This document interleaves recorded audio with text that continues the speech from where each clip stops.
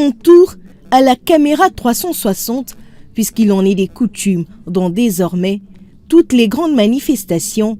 La vice-présidente de l'Organisation de Première Dame d'Afrique pour le développement, Madame Denise Nyekeru-Tshisekedi, n'est pas restée hors champ de cette pratique qui a suscité une grande joie dans les chefs du public venus pour la circonstance.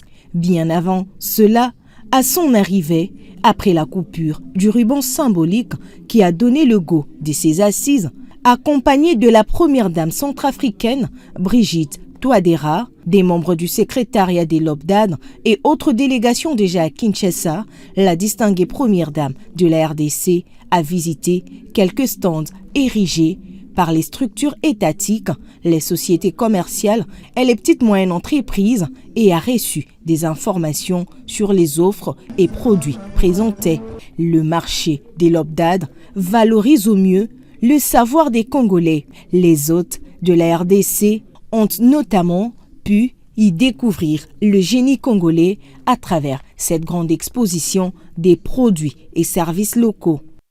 Les exposants ont tour à tour présenté succinctement leurs produits avant d'encourager cette initiative de la première dame de la RDC qui a fait la fierté de tout un continent. À la première dame de la République démocratique du Congo, c'est d'abord félicitations d'avoir voulu avoir tous les yeux du monde sur la République démocratique du Congo et Kinshasa en particulier, en recevant bien sûr ses homologues ici à Kinshasa. Et si elle pourrait continuer aussi à accompagner African Journey comme elle l'a fait l'année dernière, à travers bien sûr